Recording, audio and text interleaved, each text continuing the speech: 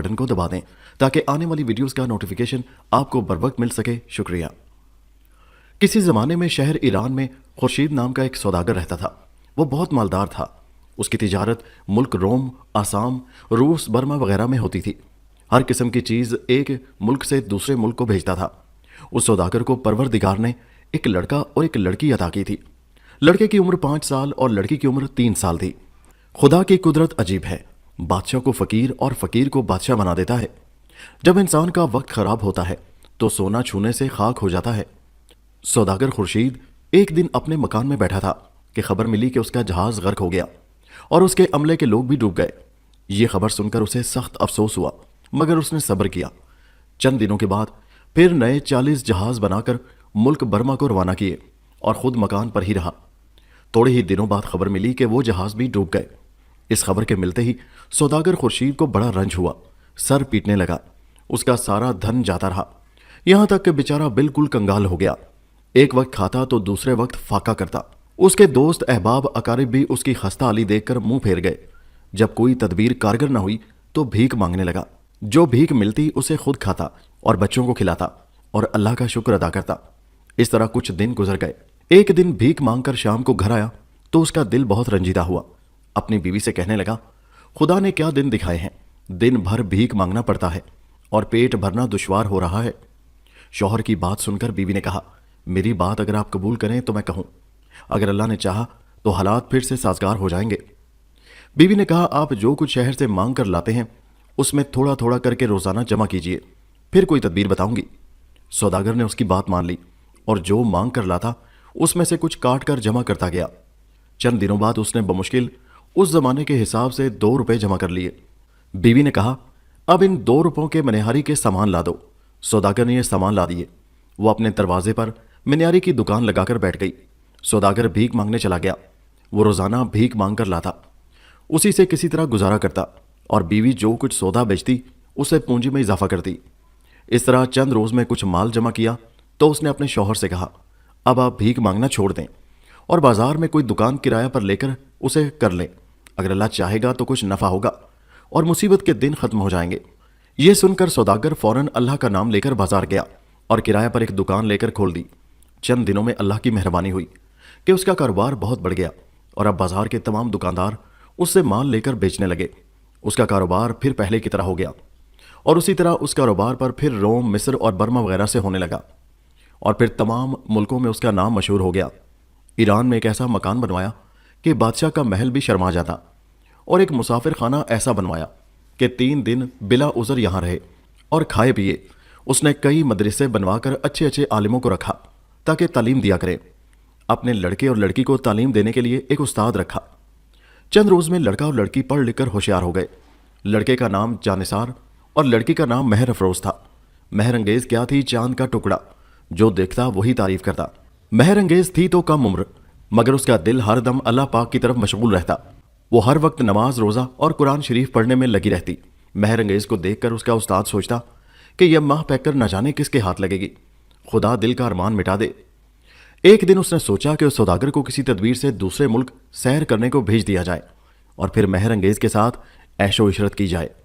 کچھ دن گزرے تو استاد نے سوداگر سے کہا، آپ کے لڑکے پڑھ لکھ کر ہوشیار ہو گئے، لہٰذا اب آپ اسے ملک ملک جہازوں پر تجارت کے کام میں لگائیں، ہر بادشاہ و امیر سے ملائیں اور تجارتی طریقے سکھا دیں، تجارت کے گر سکھائیں اور اس کے بعد اس کے لڑکے اور لڑکی کسی اچھے خاندان میں شادی کر دیں۔ اس کے بعد حج بیت اللہ سے فارغ ہو جائیں اور خود اللہ کی یاد میں زندگی گزاریں۔ سوداگر نے سوچا کہ مولوی صاحب نے بہت اچھی باتیں کی ہیں، لہٰذا جانثار کو تجارتی کام ضرور سکھا دینا چاہیے۔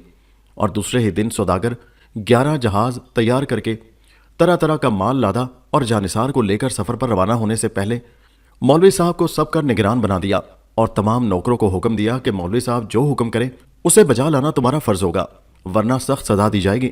پھر اپنی بیٹی مہر انگیز سے کہنے لگا، بیٹی ہم تو سفر پر جا رہے ہیں، تمہارے استاد جو حکم دے اسے ماننا، ہم چند دن میں واپس آ جائیں گے۔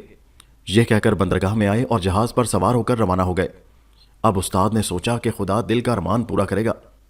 یہ سوچ کر ایک دن نہا دھو کر عمدہ لباس زیب تن کر کے محل کی طرف چلے تو کیا دیکھتے ہیں کہ مہر انگیز اپنے کمرے میں بیٹھی تلاوت قرآن پاک کر رہی ہے اور خدا کی قدرت کی سوچ میں مشغول ہے۔ استاد کو دیکھ کر مہر انگیز با ادب اٹھ کر تعظیم بجا لائی اور کہا، کیا حکم ہے استاد جی، عرض کیجئے، بندی سر آنکھوں سے کیا لائے گی؟ مولوی نے کہا، اے گلرو، تیرے منہ کو دیکھ کر دل میں افسوس ہوتا ہے کہ اس کھلے ہوئے گل کا کسی بھی بھنور نے رس نہیں چکھا، اس سے میری طبیعت لہراتی ہے۔ اے ماہ پیکر، چلو ہم دونوں پلنگ پر عیش و عشرت کریں اور اپنے دل کے ارمان نکالیں۔ یہ بات اس ملعون کی سن کر مہر انگیز بڑی تعجب میں پڑی اور سوچنے لگی، یا پروردگار، یہ کیسا استاد ہے جس سے میں نے علم حاصل کیا اور آج یہ کفر کی بات کرتے ہیں؟ یا خدا، یہ کیا آفت میرے سر پر آن پڑی ہے؟ مہر انگیز استاد کو بولی کہ آپ ذرا خدا کا خوف کریں، کیا ضعیفی میں آپ کی عقل خراب ہو گئی؟ زبان سنبھال کر بات کیجئے، آپ میرے والد کی جگہ ہیں، اگر آپ نے پھر ایسی بات کہی تو اسی خنجر سے اپنی جان دے دوں گی۔ اتنی بات کو سنتے ہی استاد نے کہا، اے مغلانی، جس دن سے یہ مہتاب صورت دل میں بسی ہے اس دن سے شب و روز یہ دل بےتاب رہتا ہے، اس سے اب جو بھی عذر کرو مگر بچنا مشکل ہے۔ مہر افروز استاد کی یہ بات سن کر دل میں خیال کرنے لگی کہ اس کے اوپر اس وقت شیطان سوار ہے، اگر میں اس کے خلاف کوئی بات کروں گی تو یہ کافر میری عزت میں دھبا لگا دے گا، اس لیے اس سے کوئی بات کہہ کر وقت پھیر دیا جائے، پھر اللہ کوئی راہ نکال دے گا۔ یہ سوچ کر مہر افروز بولی، اے حضرت، ابھی آپ اتنا بے قرار کیوں ہوتے ہیں؟ ذرا صبر کیجئے اور رات میں تشریف لائیے، ذرا بے خوف ہو کر حسرت نکالیے، بندی آپ کی تابع دار ہے۔ مہر افروز کی یہ باتیں سن کر استاد جی پارا پارا ہو گئے اور بولے کہ بہتر ہے، مگر میری بات کے خلاف نہ جانا، رات میں 10 بجے آؤں گا۔ اتنا کہہ کر استاد جی واپس چلے گئے۔ ادھر مہر افروز اس کے جانے کے بعد خدا کا شکر ادا کرنے لگی اور دل میں دعا کی کہ یا اللہ، اب تو ہی اس بلا سے میری نجات کر، اب جب رات کو موذی آئے تو ہی میری مدد کرنا۔ مہر افروز بلک بلک کر دعائیں مانگنے لگی۔ اس کا رونا سن کر سنتری جو پہرے پر تھا نزدیک آیا اور کہنے لگا، اے بیٹی، ایسی کیا آفت تجھ پر آن پڑی جو اس طرح بلک بلک کر رو رہی ہو؟ پہرے دار کی یہ بات سن کر وہ بولی، میرے استاد جی آج رات 10 بجے میرے پاس آنے والے ہیں، اگر آئیں تو انہیں روک دینا، اگر زبردستی کریں تو دھکا دے کر باہر کر دینا۔ یہ کہہ کر چند اشرفیاں پہرے داروں کو دیں اور کہا، خوب ہوشیار رہنا، ورنہ اگر کوئی ویسی بات میرے ساتھ ہو گئی تو تم لوگ سزاوار ہوگے۔ یہ سن کر پہرے دار نے کہا، بیٹی فکر مت کرو۔ اس کے بعد مہر افروز کمرے میں چلی گئی اور پہرے دار اپنا پہرا دینے میں مشغول ہو گیا۔ جب رات ہوئی تو مولوی صاحب یعنی استاد جی بالوں میں خضاب لگائے، پھر عطر ملا اور مہر افروز کے کمرے کی طرف چل پڑے۔ جب کمرے کے اندر داخل ہونا چاہا تو فوراً پہرے دار بولا کہ کون ہے جو کمرے میں داخل ہونا چاہتا ہے؟ استاد نے کہا، ہم ہیں۔ تمہیں پوچھنے سے کیا مطلب؟ کیا تم کو میرا خوف نہیں؟ پہرے دار بولا کہ آپ سیدھے یہاں سے واپس لوٹ جائیں۔ یہ سن کر استاد بولے، میں تمہیں سخت سزا دوں گا۔ اتنا سنتے ہی پہرے دار نے گردن میں ہاتھ ڈال کر دھکا دے کر مولوی صاحب کو دور کر دیا۔ اس بے عزتی کے بعد استاد جی اپنے مکان پر آ گئے اور دل میں بولے کہ یہ ساری کارستانی مہر افروز ہی کی ہے، اب میں اسے مزہ چکھاؤں گا۔ اس کے بعد استاد نے سوداگر خورشید کو ایک خط لکھا، آقائے مہربان جناب خورشید، آداب، میں یہ کہنا چاہتا ہوں کہ جب سے آپ تشریف لے گئے ہیں تب سے آپ کی خیریت کا طلبگار ہوں۔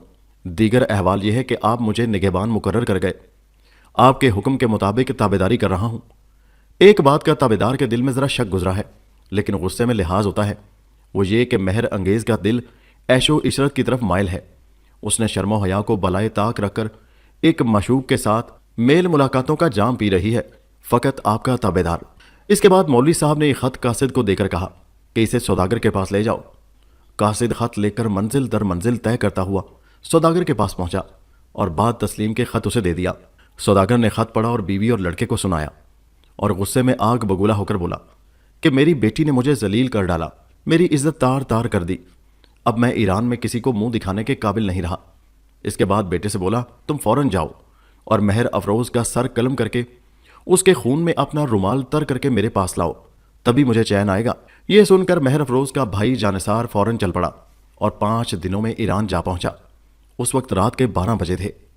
اس نے سوچا کہ پہلے چھپ کر دیکھا جائے کہ مہر افروز اس وقت کس شغل میں مصروف ہے۔ یہ سوچ کر دھیرے دھیرے مکان میں پہنچا۔ اس وقت پہرے دار سو رہے تھے۔ پھر تلوار میان سے نکال کر مہر افروز کے کمرے کی طرف بڑھ گیا۔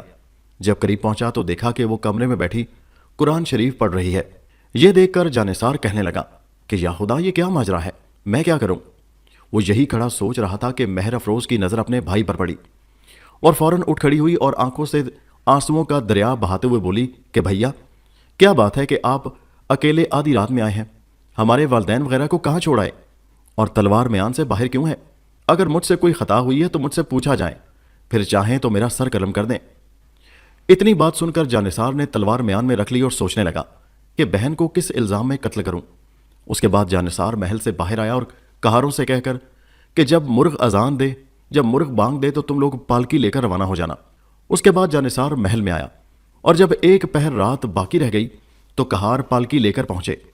جانثار نے اپنی بہن مہر افروز کو پالکی میں سوار کیا اور خود گھوڑے پر بیٹھ کر پالکی کے ساتھ روانہ ہوا۔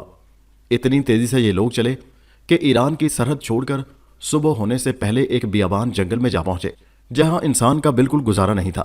ہر طرف ویرانی ہی ویرانی، جدھر نظر اٹھاؤ ادھر بھالو شیر ہی نظر آتے۔ کہاروں نے یہیں پالکی روک دی۔ اس کے بعد جانثار نے کہاروں کو انعام دے کر وہاں سے رخصت کر دیا اور تاکید کی کہ یہ بات کسی سے مت کہنا۔ کہاروں کے جانے کے بعد جانثار نے ایک ہرن مار کر اس کے خون میں اپنے رومال کو تر کیا اور اپنے باپ کے پاس جا پہنچا اور خون سے بھرا ہوا رومال باپ کو پیش کیا اور اسے بتایا کہ میں نے بہن کو قتل کر دیا ہے۔ خون بھرا رومال دے کر سوداگر مطمئن ہو گیا کہ بلا ٹل گئی۔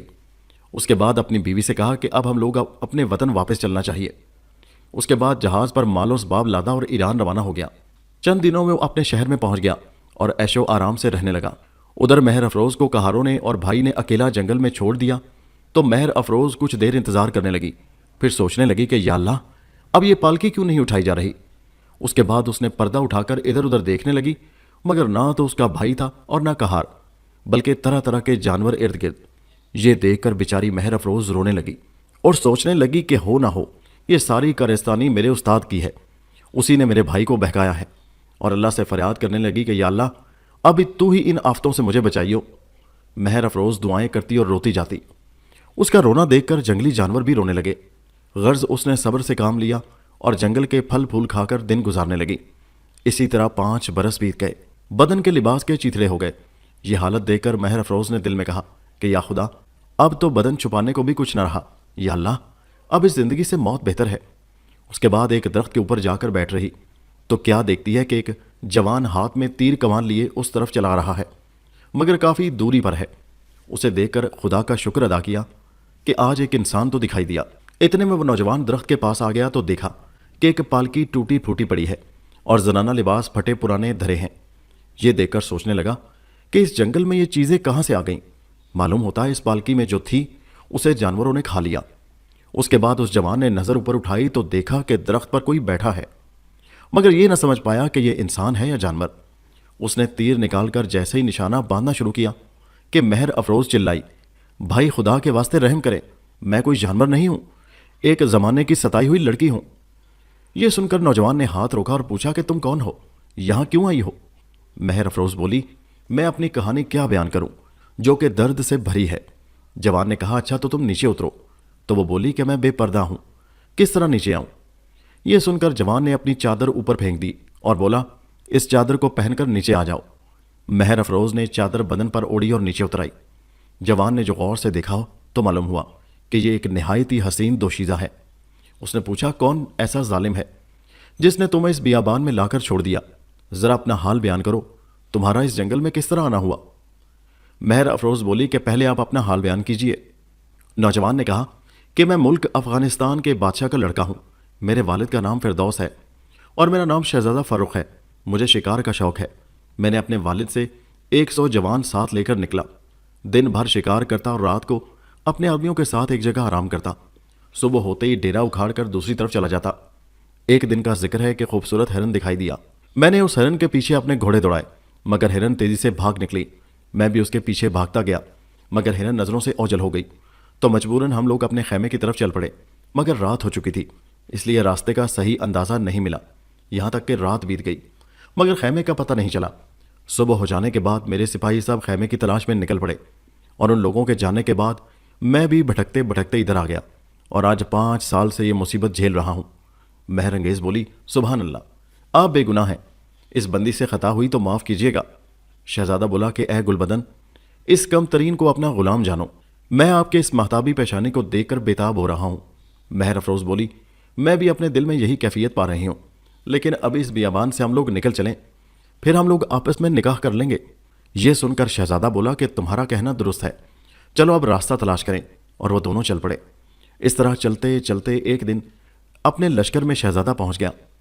शहजादे को देखकर तमाम लोग खुश हुए। कुछ देर आराम करने के बाद शहजादा तमाम सिपाहियों को लेकर अपने शहर की तरफ चल दिया। जंगल में चलते चलते शहजादा उस जगह जा पहुंचा जहां उसने हिरन का पीछा किया था। शहजादा उस जगह पहुंचकर खुश हुआ कि अब अपने शहर के करीब पहुंच गया है। उस जगह उन लोगों ने क़याम किया और खुदा का शुक्र अदा किया, और खा पी लेने के बाद ये लोग फिर आगे बढ़े। जब शहजादा अपने शहर में दाखिल हुआ तो वहां के लोग उसे देखकर खुशी से झूम उठे कि 5 साल बाद शहजादा आखिर घर पहुंच गया है। ये खबर सुनकर बादशाह महल से बाहर आया और बेटे को देखकर गले लगाया और फिर महल में लेकर आया तो शहजादे की माँ बेटे का बोसा लेने लगी। उसके बाद बहुत सी खुशियां मनाई गईं। शहजादे की माँ ने महर अफरोज को देखा तो बोली, बेटा, ये चांद सी सूरत नाजनीन कहाँ से मिल गई? ये कौन है? माँ की बात सुनकर शहजादा बोला, माँ, ये लड़की मुझे बियाबान जंगल में मिली है और मुझे ये बहुत पसंद है, लिहाजा आप इसके साथ ही मेरी शादी कर दीजिए। अगर शादी ना हुई तो मेरा आराम और सुकून हराम हो जाएगा। माँ ने यह बात बादशाह से कही तो बादशाह को नागवार गुजरा और शहजादे को बुलाकर कहा कि बेटा, जरा होश करो। जिस लड़की को तुम जंगल बियाबान से उठाकर लाए हो, न जाने कौन है, जिन है, परी है या कुछ और, न जाने कौन है। बाद शादी के तुमको ये कहाँ उड़ा ले जाए और फिर तेरी माँ और मैं दोनों रो रो कर जान दे देंगे। तो क्या तुम ये पसंद करोगे? तुम्हारी शादी किसी बादशाह की लड़की से कर दी जाएगी। तुम एक बादशाह के लड़के हो। अगर ये बात दूसरे बादशाहों को मालूम हुई तो हम लोगों को शर्मिंदगी उठाना पड़ेगी। अपने बाप की ये बातें सुनकर शहजादा बोला कि अब्बा हजूर, इस वक्त शर्मो हया को छोड़कर आपसे कहना पड़ता है कि या तो इसके साथ मेरा निकाह किया जाए या इस कटारे से अपनी जान दे दूं। ये बात सुनकर बादशाह मजबूर होकर रजामंद हो गया और बाद अज़ां दरबार में वजीरों और उमरा को हुक्म दिया कि शादी का सामान तैयार किया जाए। ये खबर जानकर तमाम दरबारी खुश हुए और शादी की तमाम तैयारियां मुकम्मल कर ली गईं। फिर तमाम शहरियों को दावत आम दी गई और शादियाने बजने लगे और फिर शहजादा फर्रुख की शादी महर अफरोज से हो गई और दोनों ऐशो इशरत के साथ रहने लगे। दोनों में दिन ब दिन मोहब्बत बढ़ने लगी। एक दूसरे को देखे बिना एक पल भी नहीं रह सकते थे। 1 साल की मुद्दत पूरी हुई तो एक फर्जंद पैदा हुआ, यानी एक बेटा हुआ, निहायत जमील और खूबसूरत। बादशाह ने इस खुशी में नौकरों को खिलत अता की, गरीबों में रुपए तकसीम किए। लड़का नाजो नाम में पलने लगा। जब उसकी उम्र 3 साल की हुई तो परवरदिगार ने उसे दूसरा बेटा अता किया। अब दोनों की परवरिश होने लगी। बादशाह और बेगम दोनों के साथ खेलते और खुश होते। एक दिन का जिक्र है कि शहजादा फर्रुख अपने दोनों लड़कों को लेकर बाप के पास दरबार में गया। बादशाह ने दोनों पोतों को अपने पास बिठाया और देखकर सोचने लगा कि ये लड़के परिजाद हैं क्या? बेहतर है कि इससे ज्यादा प्यार और मोहब्बत न किया जाए, क्योंकि इसकी माँ जब अपने परिस्तान को याद करेगी तो दोनों को लेकर चली जाएगी और फिर हाथ ना आएगी। शहजादा फर्रुख से बादशाह ने फिर ये बातें कहीं तो उसने कहा, अब्बा हजूर, आप अभी तक गलतफहमी में मुब्तला हैं। उसका परियों से कोई ताल्लुक नहीं, उसका हर काम इंसानों जैसा है। बादशाह ये जवाब सुनकर खामोश हो गया और फिर सब खुश खुश रहने लगे। एक दिन का जिक्र है कि शहजादा और महर अफरोज दोनों महल में सो रहे थे। जब आधी रात गुजरी तो महर अफरोज अचानक उठकर बैठ गई और रोने लगी। उसके रोने की वजह से शहजादा भी जाग गया और पूछा कि आखिर तुम्हारे रोने का सबब क्या है? महर अफरोज बोली कि मैंने एक ख्वाब देखा है कि मेरे वालिदैन मेरे पास बैठे हैं और खुशी के साथ बातचीत कर रहे हैं। शहर ईरान में मेरे बाप की जैसी हुकूमत और इज्जत थी उसी तरह है और नौकर चाकर सब तिजारत में हाथ बटा रहे हैं। ये देख ही रही थी कि ख्वाब से बेदार हो गई और अब मुझे अपने माँ बाप की याद सता रही है। इसलिए बंदी की गुजारिश है कि मेहरबानी करके आप मुझे मुल्क ईरान में मेरे माँ बाप के पास ले चलिए। जब तक वहां ना जाऊंगी दिल का रंजो मलाल ना मिटेगा। यह सुनकर शहजादा बोला कि बस इतनी सी बात के लिए यह परेशानी है, मैं कल ही सुबह तुम्हें ईरान ले चलूंगा। उसके बाद दोनों ने बातचीत करके रात गुजार दी। अगली सुबह शहजादा अपनी बीवी को लेकर बादशाह के पास पहुंचा और ईरान जाने की ख्वाहिश जाहिर की और महर अफरोज के ख्वाब देखने की बात बताई। शहजादे की बात सुनकर बादशाह बहुत परेशान हुआ और फिर शक में मुब्तला हुआ कि उसकी बीवी अब उसे परिस्तान ले जाना चाहती है। ये ख्याल करके शहजादे से कहा, बेटा, इसके जाल में फंसकर नुकसान उठाओगे और तुम्हारी जुदाई में हम और तुम्हारी माँ रो रो कर मर जाएंगे। फिर माँ ने भी समझाया कि अगर तुम्हारी बीवी जाना चाहती है तो उसे रुखसत कर दो, मगर तुम मत जाओ। ये सुनकर शहजादा सोचने लगा कि अब मेरे वालिदैन ज़ईफ़ हो चुके हैं, उन्हें छोड़कर चला जाऊं और उनके साथ कोई मुसीबत पेश आ गई तो मैं मुंह दिखाने के काबिल नहीं रहूंगा और तमाम लोग लानत मलामत करेंगे। इसलिए अपने वजीर के हमरा उसे भेज दें। यह सोचकर शहजादे ने वजीर को बुलाकर कहा, मेरी बीवी के साथ शहर ईरान जाओ और वहां 1 महीना रहकर अपने हमरा फिर ले आओगे। ये ख्याल रहे कि रास्ता होशियारी से तय करना। वजीर ने कहा, ऐ शहजादे, मैं आपका ताबेदार रहूंगा, आपके हर हुक्म की तामील होगी। میں آپ کی بیگم کو بہت آرام کے ساتھ ایران پہنچاؤں گا اور پھر ساتھ ہی واپس لاؤں گا۔ اس کے بعد وزیر نے جانے کے لیے تمام اسباب کا انتظام کیا اور 50 جوان اور راستے کا خرچ لے کر شہزادے کی بیوی دونوں بچوں کو پالکی میں سوار کر کے روانہ ہو گیا۔ پہاڑ، دریا و جنگلوں کا سفر طے کرتا ہوا جب شہر ایران کی سرحد میں یہ لوگ پہنچے تو ایک میدان ملا۔ سارا دن چلنے پر بھی یہ میدان ختم نہ ہوا۔ شام ہو گئی تو وزیر نے پڑاؤ ڈالنے کا حکم دیا۔ حکم پاتے ہی تمام سپاہی اپنے اپنے کام میں لگ گئے اور خیمے گاڑ دیے گئے۔ مہر افروز اپنے خیمے کے باہر دونوں بچوں کو لیے کرسی پر بیٹھی ہوا کھا رہی تھی کہ یکا وزیر کی نظر مہر افروز کے چہرے پر پڑی تو اس کی خوبصورتی دیکھ کر سوچنے لگا کہ یہ نازنین جس کی خوبصورتی پر چاند بھی شرما جائے، اگر اس گل رو سے ملا اور جام وصل نہ پیا تو یہ زندگی بیکار ہے۔ جب آدھی رات گزری تو وزیر مہر افروز کے خیمے میں آیا تو کیا دیکھتا ہے کہ وہ پلنگ پر لیٹی جاگ رہی ہے۔ وزیر کو دیکھ کر وہ کھڑی ہو گئی اور بولی، آپ کے اتنی رات کو میرے پاس آنے کی وجہ کیا ہے؟ وزیر بولا کہ پیاری، آپ کے حسن و جمال کو دیکھ کر میرا دل بے قرار ہے، اس لیے خاکسار کے دل کے ارمان پورے کر دیں تو بڑی مہربانی ہوگی، نہیں تو یہ بیچارہ ذات کھو دے گا۔ وزیر کی یہ بات سن کر مہر افروز کانپ اٹھی اور دل میں خدا کو یاد کرنے لگی کہ یا خدا، اس وقت تو ہی مدد دینے والا ہے۔ اس طرح خدا کو یاد کر کے وزیر سے بولی کہ آپ کو میں اپنے سسر کی طرح سمجھتی ہوں اور آپ کی زبان پر یہ بات زیب نہیں دیتی، آپ اپنے ارادے سے باز آئیں ورنہ انجام برا ہوگا۔ یہ سن کر وزیر بولا کہ بگڑنے سے کچھ کام نہ ہوگا، اس وقت تم میری ماتحتی میں ہو، میں جو چاہوں گا کروں گا، اگر تم نے عذر کیا تو تمہارے بیٹوں کو مار دوں گا، بھلا برا سوچ لو ورنہ پھر تمہیں پچھتانا پڑے گا۔ مہر افروز نے یہ سن کر کہا، جان رہے یا نہ رہے لیکن برے کام کو ہرگز نہ کروں گی۔ یہ سن کر وزیر بھڑک اٹھا اور تلوار نکال کر لڑکے کو پکڑ کے بولا، اب بھی میری بات مان لو ورنہ سر قلم کر دوں گا اس کا۔ مہر افروز بولی کہ جو رب کو منظور ہوگا وہی ہوگا۔ اتنا سن کر وزیر نے ایک ہاتھ ایسا مارا کہ لڑکے کا کام تمام ہو گیا۔ وزیر پھر بولا، اب بھی میری بات مان جاؤ ورنہ دوسرے لڑکے کو بھی مار ڈالوں گا اور پھر تجھے بھی زندہ نہ چھوڑوں گا۔ مہر افروز نے جواب دیا کہ اگر خدا پاک کی مہربانی ہو تو میرا کچھ نہیں بگاڑ سکتا تو۔ اے نمک حرام وزیر، خیال رکھ تیرا دوزخ میں بھی ٹھکانہ نہ ہوگا۔ وزیر بولا کہ کیا تجھے لڑکے کا ذرا بھی افسوس نہیں؟ یہ سن کر مہر افروز بولی کہ جس خدا نے دیا اسی نے لے لیا، پھر اس کا کیا غم۔ یہ سن کر وزیر نے دوسرے لڑکے کو بھی ہلاک کر دیا اور مہر افروز کی طرف بڑھنے کا ارادہ کیا تو مہر افروز نے سوچا کہ اب اس ظالم سے بھی وہی سلوک کیا جائے جو استاد کے ساتھ کیا تھا۔ یہ سوچ کر بولی، وزیر صاحب، معلوم ہوتا ہے کہ تمہاری عقل بگڑ گئی ہے، اتنا بے صبرا کیوں ہو رہے ہو؟ ہوش سے کام لو، میں تو یہ دیکھنا چاہ رہی تھی کہ تم سچے عاشق ہو یا نہیں، اور لڑکوں کو تم نے مار ڈالا تو اس کا رنج نہیں، جب ہم دونوں ایک دوسرے کے ہو لیں گے تو خدا ہمیں بہت سے لڑکے دے گا، اس لیے اب ایک کام کرو، یہ پوشاک اتار کر شاہانہ پوشاک پہن کر آؤ اور پھر میرے ساتھ عیش و عشرت کرو۔ یہ باتیں سن کر وزیر کے دل میں صبر آیا کہ سوچا کہ اس پوشاک میں شاہ کا نوکر ہی کہلاؤں گا، بہتر ہے کہ پوشاک کو تبدیل کر کے آؤں۔ یہ سوچ کر چل دیا۔ ادھر وزیر پوشاک یعنی لباس بدلنے گیا تو ادھر مہر افروز نے سوچا کہ اب اس کمبخت سے عزت بچنا مشکل ہے، لہٰذا یہاں سے بھاگ چلنا چاہیے، آگے جو خدا کو منظور ہوگا وہ ہوگا۔ اتنا سوچ کر مہر افروز خیمہ سے نکل کر ایک طرف چل دی۔ وزیر شاہانہ لباس پہن کر خوشی میں لہراتا جب خیمے میں پہنچا تو مہر افروز کو نہ پا کر سخت پریشان ہوا۔ ہر طرف تلاش کیا مگر نہ ملی تو اس نے سوچا کہ وہ دھوکہ دے کر بھاگ گئی ہے، اس نے دغا دیا ہے، مگر رات کے اندھیرے میں اسے کہاں تلاش کروں گا؟ اگر سپاہیوں کے ساتھ یہ سب حال معلوم ہوا تو بادشاہ کو خبر مل جائے گی اور مجھے میرے بال بچوں کے ساتھ سولی پر لٹکا دیا جائے گا، اس لیے اپنے ساتھیوں کو جگا کر یہ کہا جائے کہ یہاں آفت آنے والی ہے، لہٰذا جلد خیمے اکھاڑ کر یہاں سے چل دینا چاہیے۔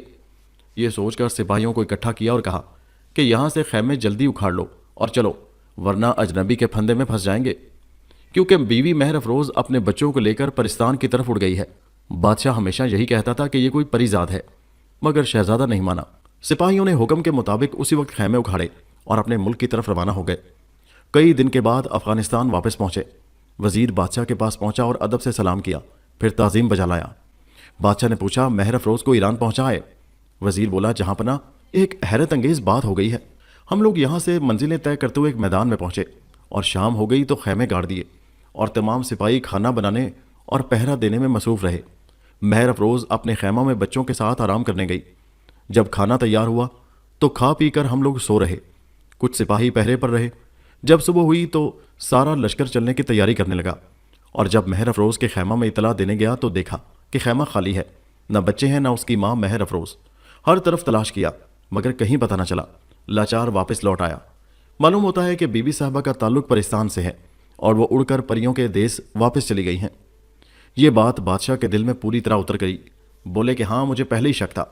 उसी वक्त बादशाह ने शहजादे को बुलाकर कहा कि बेटा, अच्छा हुआ कि तुम ना गए, वरना वो तुमको भी उड़ाकर ले जाती। शहजादे को अफसोस हुआ, लेकिन वजीर की बात पर उसे यकीन ना आया और उसने कहा, अब्बा हुजूर, मुझे शहर से जाने की इजाज़त दी जाए, मैं पता लगा कर आऊँगा।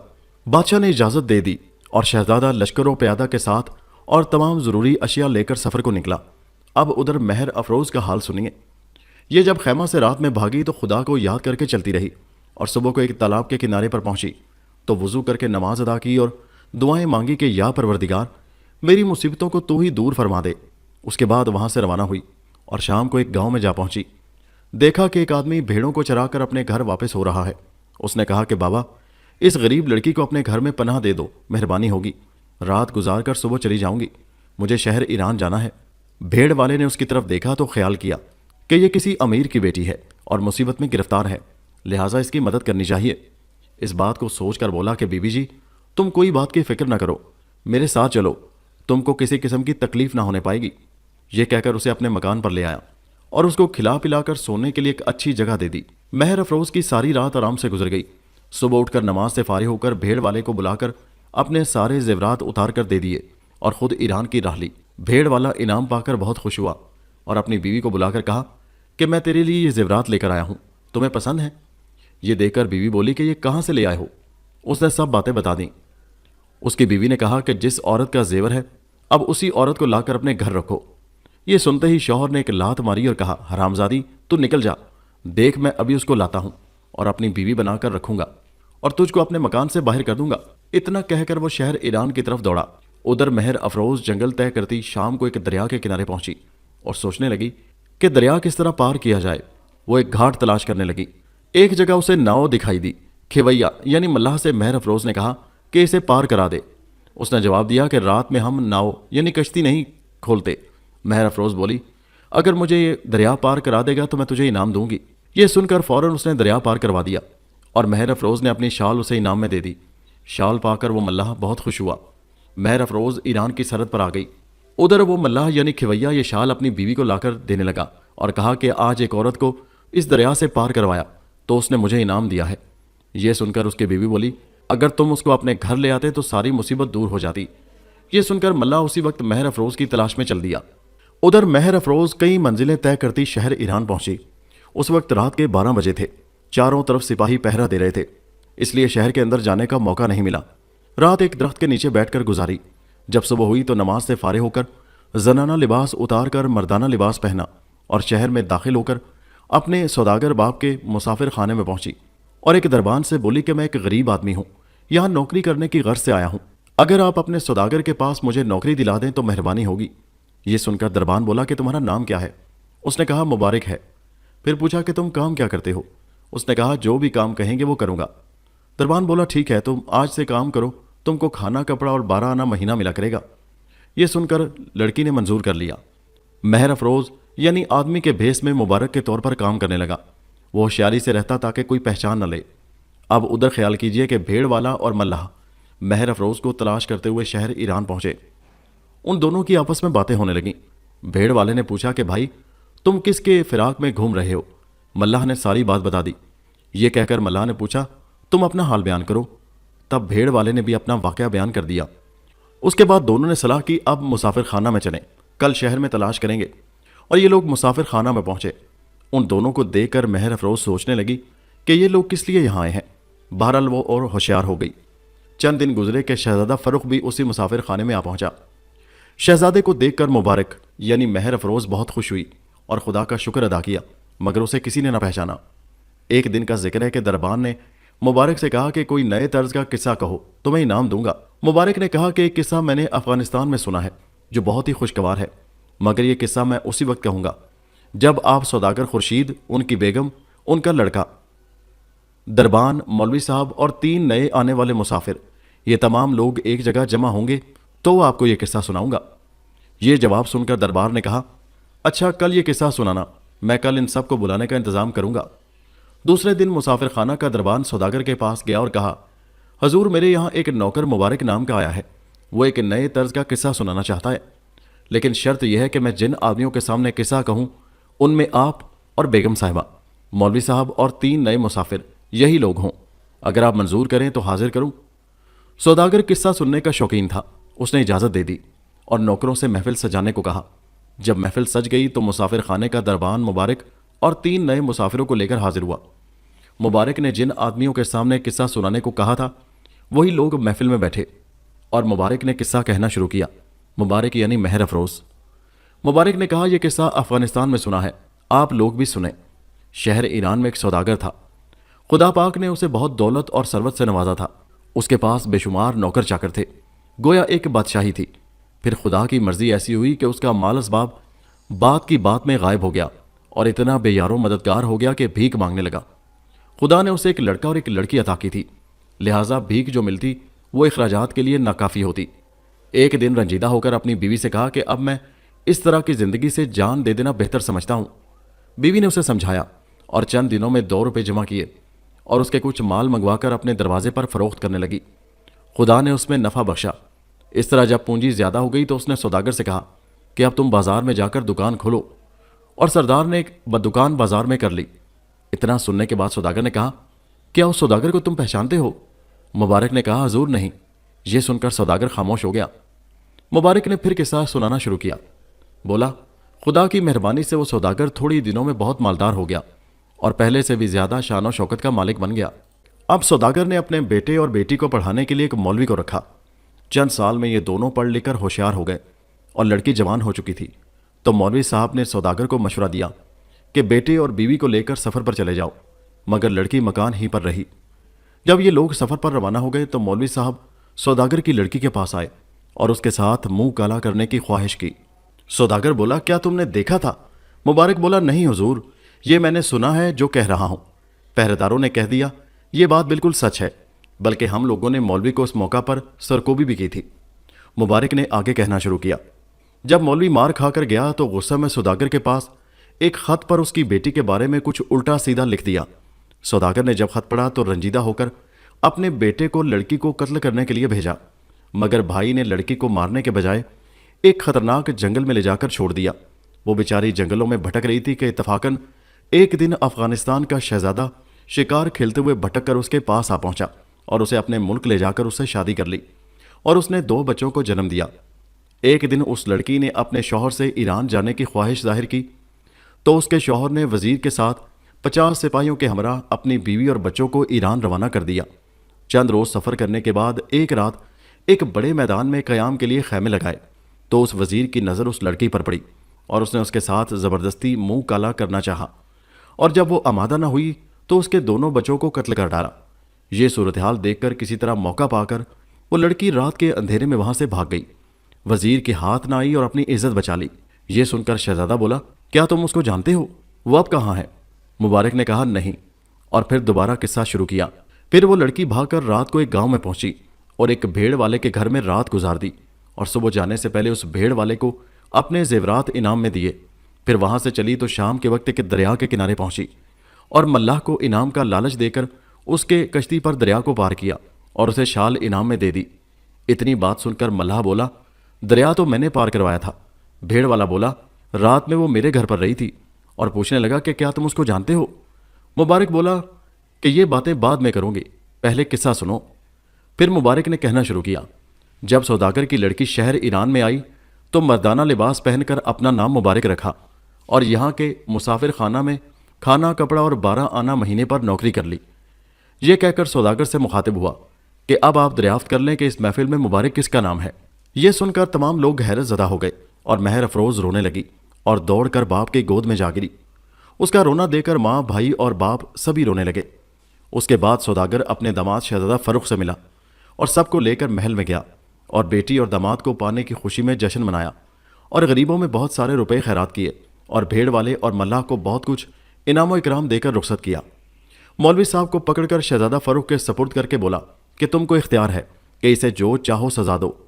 شہزادے نے فوراً جلاد کو حکم دیا کہ اس کو فوراً جان سے مار ڈالو اور اس کی آنکھیں نکال کر مہر افروز کے قدموں میں ڈال دو۔ جلاد نے حکم پاتے ہی تعمیل کی۔ شہزادہ کچھ دن اپنے سسرال میں رہ کر ایک دن سوداگر سے اپنے وطن جانے کی اجازت مانگی۔ सौदागर ने खुशी खुशी जाने की तैयारी करा दी और बहुत सारी धन दौलत, हाथी घोड़े, असबाब और सिपाही वगैरह देकर बेटी और दामाद को विदा किया। शहजादा मंजिल दर मंजिल तय करता हुआ उस मैदान में पहुंचा जहां वजीर ने दोनों लड़कों को कत्ल किया था। वहां खैमा गाड़ दिया। महर अफरोज ने अपने बच्चों को ख्याल करके रोने लगी। उसका रोना सुनकर परिंद और चरिंद तड़पने लगे। शहजादा और महर अफरोज एक आह का नारा मारकर कहने लगे कि या परवरदिगार, तेरी कुदरत तू ही जानता है, दूसरे की क्या मजाल है कि जान सके। हमारे बच्चों को वजीर काफिर ने यहीं पर मार डाला था। या अल्लाह, मेरे ऊपर अपना फजल व करम कर बच्चों की दीद दिखा, नहीं तो हम दोनों भी अपनी जान तेरी राह में गवा देंगे। ये कहकर दोनों बेहोश होकर गिर पड़े। खुदा पाक ने उन दोनों को मुसीबत ज़दा देकर अपना फजल किया और दोनों बच्चों को जिंदा करके शहजादा और महर अफरोज से मिला दिया। लड़कों को जिंदा पाकर दोनों बहुत खुश हुए और खुदा का शुक्र बजा लाए। उसके बाद वहां से खैमा उखाड़ा और मंजिल दर मंजिल तय करके चंद दिनों बाद अपने शहर में आए। बादशाह को खबर मिली कि शहजादा फर्रुख अपनी बेगम और दोनों बच्चों के साथ वापस आ गया है, तो बहुत खुशी मनाई और खूब दौलत गरीबों और नादारों में तकसीम की। शहजादा आकर अपने बाप से बगलगीर हुआ और सारा अहवाल कह सुनाया। शहजादे की बात सुनकर बादशाह को अपने वजीर पर सख्त गुस्सा आया और फौरन जल्लाद को बुलाकर हुक्म दिया कि मेरे सामने रांगा पिघलाकर इस बददयानत वजीर के मुंह में भर दो। हुक्म पाते ही जल्लादों ने रांगा भर दिया। शहजादा उसके बाद तख्त नशीन हुआ और अपनी सल्तनत को अदलो इंसाफ से चलाने लगा और रियाया भी खुश खुश रहने लगे। खुदा की अजीब शान है। किसी ने सच कहा है कि खुदावंद करीम को जो मंजूर होता है वही होता है, बल्कि अल्लाह ने खुद फरमाया है वो जिसे चाहे इज्जत दे और जिसे चाहे जिल्लत दे। बेशक अल्लाह हर शय पर कादिर है।